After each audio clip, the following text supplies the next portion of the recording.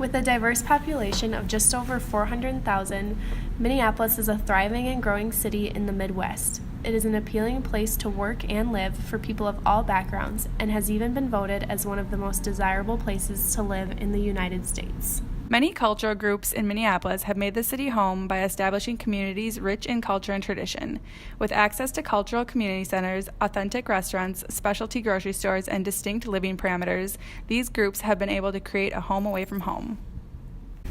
Among these cultural groups are the Filipinos, a small community of people from the Philippine Islands that are often overlooked or grouped with the Asian population. Unlike the Southeast Asian, Hmong, or Vietnamese populations in the Twin Cities, Filipinos don't exactly have an enclave. Residents of the Philippines are called Filipinos. Philippine culture, although Asian in origin, has been heavily influenced by the culture of its two Western colonizers, Spain and the United States. The influence of these nations has led to cultural assimilation, resulting in the dilution of true Filipino culture. While Filipinos have been one of the largest immigrant groups to the United States over the 20th and 21st centuries, second only to the Mexican population, the community in Minnesota remains relatively small.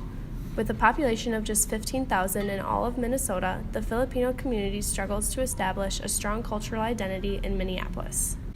After catching up with a local Minneapolis resident of Filipino background, the lack of Filipino community became even more evident. According to Michelle, two of the largest cultural aspects, food and community, are lacking greatly within Minneapolis.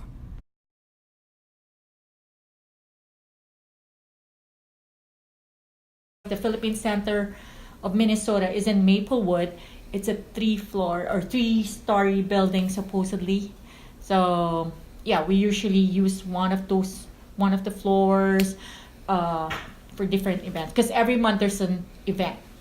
So the events are they're different every month, but it's mostly social. Whenever there are events only and we get invited, then that's the time that we are able to really connect with one another, or otherwise other Filipino friends that we meet either to the events or parties. But just so you know, because our culture, Filipinos are actually clannish. So, when you see Filipino, oh, you're Filipino. Oh, so where are you from in the Philippines? Are you from Manila? Things like that. When I was still part of the board or, executive officers, we actually suggested, why don't we just hold our meetings, even if just having to rent within Minneapolis? Because I love Minneapolis. So, but then I think it's so hard to find a place that's